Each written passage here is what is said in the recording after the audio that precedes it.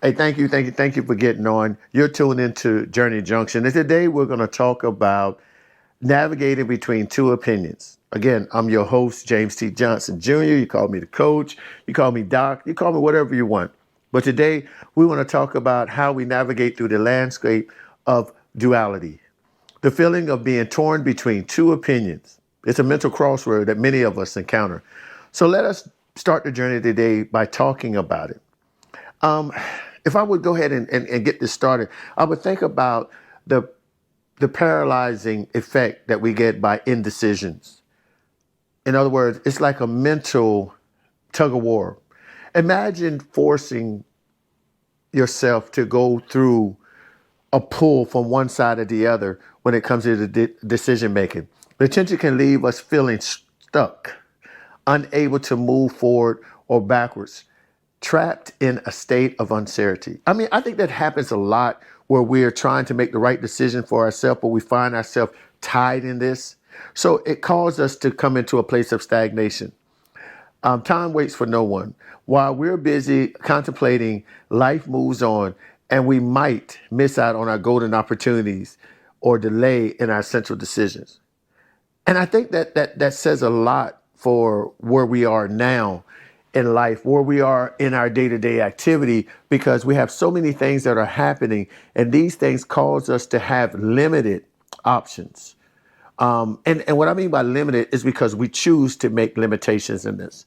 We don't go forth with making these decisions because we outweigh these decisions by the effect that it may have on another person, another group, or on a different situation. And sometimes the reason why we're faced with this is because we're not proactive, we're reactive. We're not going forth and try to initiate a decision while we're forming up these different opinions, these different options. We're just sitting up there and we're waiting till things collapse in our lap, and then we find ourselves trying to find answers and solutions to the problem. In some cases, some people work good under pressure. Some people work better when they have no options and they just have to make whatever comes in work for them.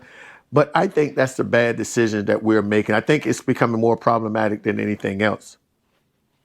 Why am I saying this? When you look at when it's time for you to make these decisions, when you're stuck between two opinions or two options, you may find yourself leaning more to a decision based off in what is more familiar or the popular vote versus one that makes more sense and maybe calls you to put more energy in it. You may not want to go that route. You want the easiest route, or you want to be on the best side of whoever brought that option or opinion to you. And sometimes it's a good thing and sometimes it's a bad. Majority of the time it's bad because sometimes people don't know the full surrounding documents, backgrounds, or whatever that pertains to your situation that you're facing. And they only can give you options that are based off of what information you have. If you don't elaborate and give them the full gist of what you're talking about or what you're trying to do or what situation you're facing, they can only give you an answer based off face value. So some of us are not comfortable sharing all. We just share enough that we think it's enough for you to come up with a decision because we already have an opinion. We already have an option, and an option that we may want to take may not be the comfortable one that we want, but we know that might produce the best results. But hearing from another person who may have an easier approach, maybe have a workaround, we might want to take that if as long as it's quick, it reduce any problems that we may face, or it's a temporary fix. And I want to lean away from these temporaries. We got to stop coming with this Band-Aid option. And that, believe it or not, that's an option. Band-Aid it, or we go ahead and take it full throttle. Most of us lean to Band-Aid it until the situations come to a place where we're forced to deal with it. And I think in one of the episodes I spoke on is an example of a roof leak. If you have a roof leak and it's a little dripping down a little bit and it's controllable, you might put a bucket there and save up your money till you go and get the money to get a whole roof repair. Or you may make a sacrifice and go take a loan and say, you know what, let's get this fixed now because the loan, there's a small drip, it's going to be bigger effect anyway later on down the road. But we don't see it then because we outweigh everything because our option is we don't have money. The option is we're not going to a bank. The option is it's not really that much of a problem. We only rain so many times in a year, so I don't have to have a problem with fixing it now. I can wait till the summer. Or I can wait till right before rainy season. Whatever option that you throw out there, most likely it's not going to be the right one, because what ends up happening when you make up your mind that you're going to wait till a certain period of time for that to happen, option one, option two is to go ahead and get it fixed. You'll find out by waiting, it'll be a torrential downpour one day in between that time frame where you thinking that the rainy season will start. You'll just have one come out the blue, and that little leak now becomes an all-out pour down. The next thing you know, that little leak that was dripping constantly for a period of time made a big enough hole in the roof, which weakened the wood. And now when that pressure comes from the rain coming down in a massive amount, it pushes that little hole wider. Now you have a real problem. Now you have a hole not only in the roof, but you have a hole in the ceiling, and et cetera, et cetera, et cetera. So now you're mad because you should have addressed it back then when it was just an early form of a leak or evidence of there's a leak, versus to now where you force this rainy season, and now you got to try to find a way to clog up that hole so that no more rain comes in or water comes in. But now you're mad with yourself because you could have took option one or option two, and you took the least of the two. And that was the one that we'll wait till later.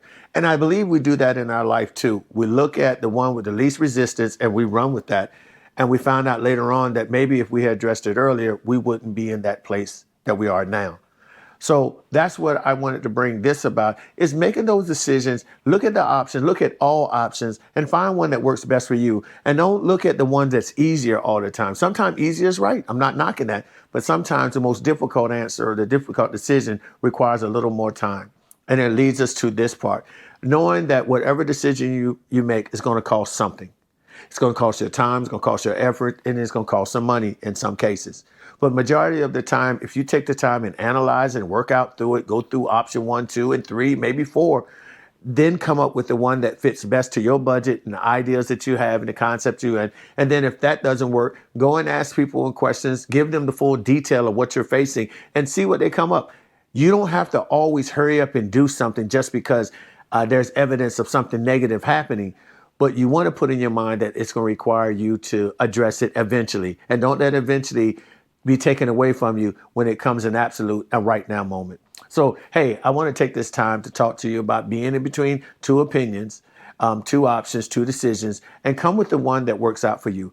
I'm not saying that everything I say is a perfect fit, but it does bring a thought, and that thought will bring a change, and probably that change will bring a new idea, and that ideal will have you to make wiser decisions. That's what we're all about. So thank you for joining in. Hey, please, if you like this, what you're hearing, go ahead and click on the like, the bell, thumbs up, so I can continue to know what you want to see. And hopefully by you sharing this with others, I'll be able to know what they want as well. And together we can come up with a system that I can keep you informed, continue to provide information such as this to help you go on. And if you listen to it on the podcast, do the same. Hit that information. If you got any questions, comments, concerns, you can always put it down in the bottom half of these Facebook, and I'm sorry, not Facebook, but YouTube or Spotify or wherever you're getting this information from. Go ahead and let me know. And if you want to talk to me and you'd like to be one of the guests on my podcast, please reach out to me at james@onemovementllc.com.